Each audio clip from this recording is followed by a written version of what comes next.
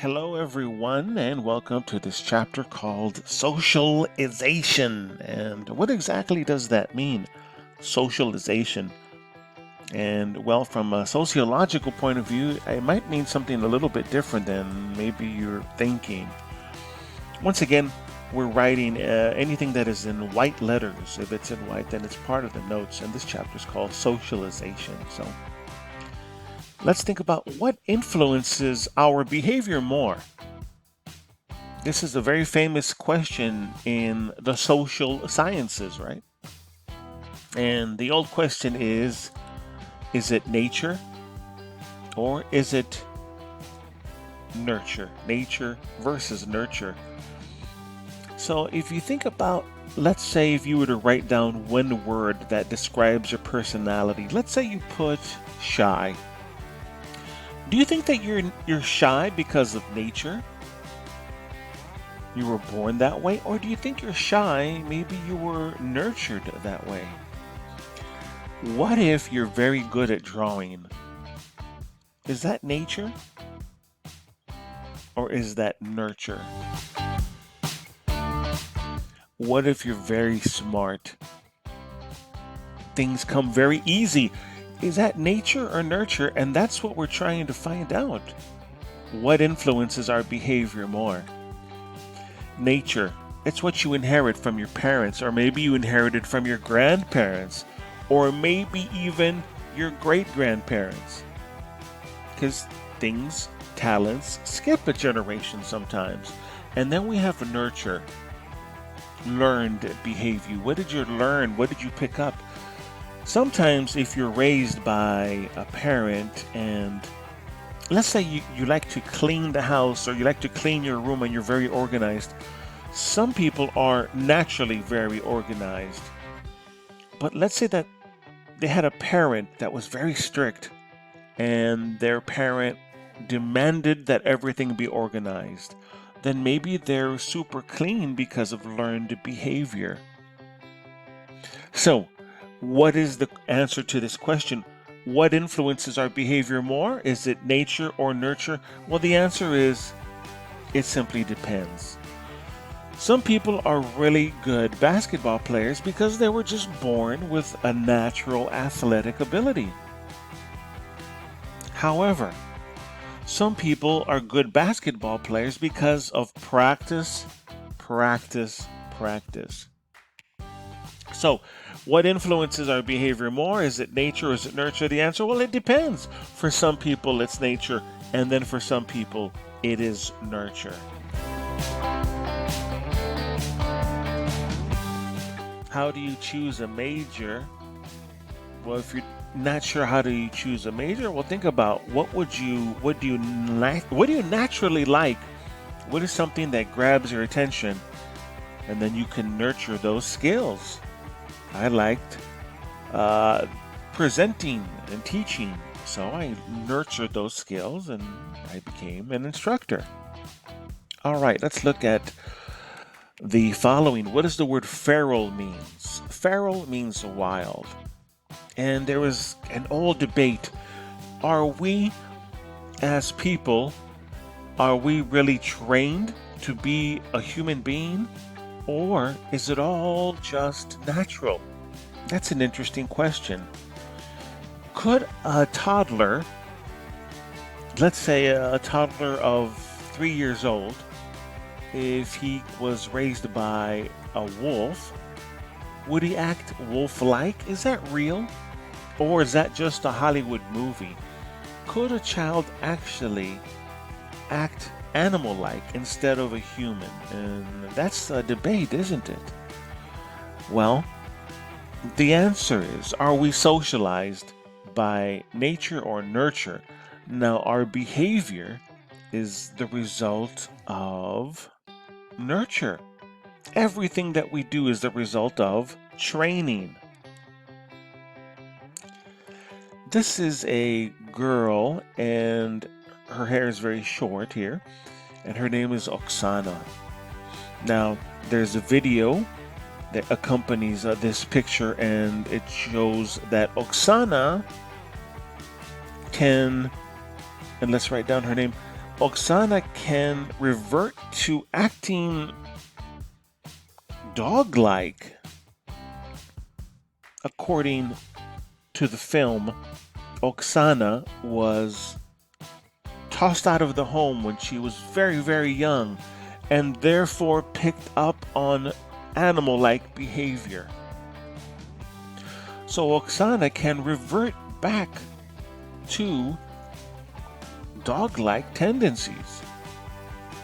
In the video, she does a demonstration. That's Oxana. Now, what about a child that's isolated? Let's write down the name Genie. This is Genie. Now, Genie was locked in a restroom in the daytime, or she was locked down to a porta potty chair. And then in the nighttime, she was tied to a bed. So in the day, she was tied to a porta potty, and at night, she was tied to a bed. For the bulk of her existence, she was tied to something. She didn't receive any interaction, any stimulation, until finally she was rescued by the police. Now, the question in reference to Oxana and Genie, can we train them? Can we get them to become a part of society and go to school and get a job and get a cell phone and just be a regular member of society? Is that realistic? Can we do that? Think about that. The answer is no. No, we can't. The problem is, let's write down this, they missed a critical learning period from the ages of 2 to 5 years old. Our brain grows and our brain begins to grow because of the information and the activity of the brain. Because of all of the activity, the brain is growing. If there is no activity, the brain actually stays small. So their brains are actually physically smaller than ours. So can we get them to become a member of society? The answer is no, we can't. Because their brains are not adapted to pick up information, and therefore they missed a critical learning period. So no, they can't become members of society, and they need help. Assisted living. Let's talk about an experiment here, and it's an interesting experiment.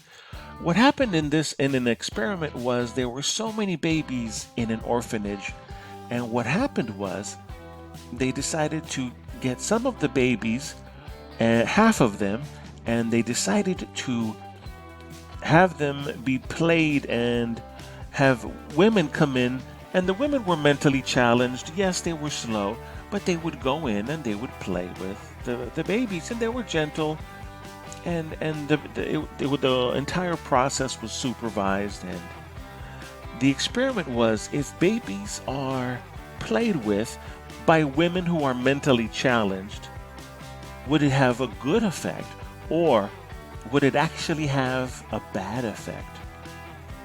Would it be bad because the women were mentally challenged? Or would it be good? What do you think? So some children were played with, other children were left ignored. Now all of the babies were fed, and all of the babies, their diapers were changed, but only some of the babies had the play with the mentally challenged women. Now, was that good or bad? The answer,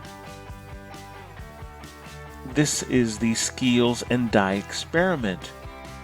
And mentally challenged women played with babies.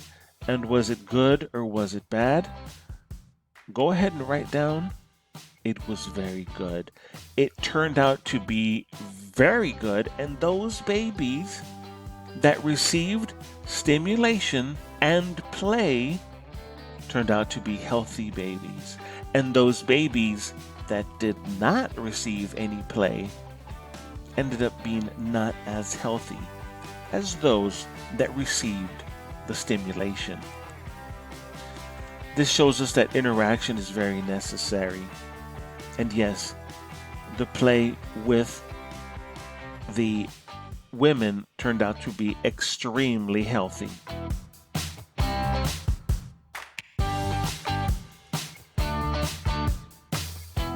Let's look at this picture right here. A newborn baby.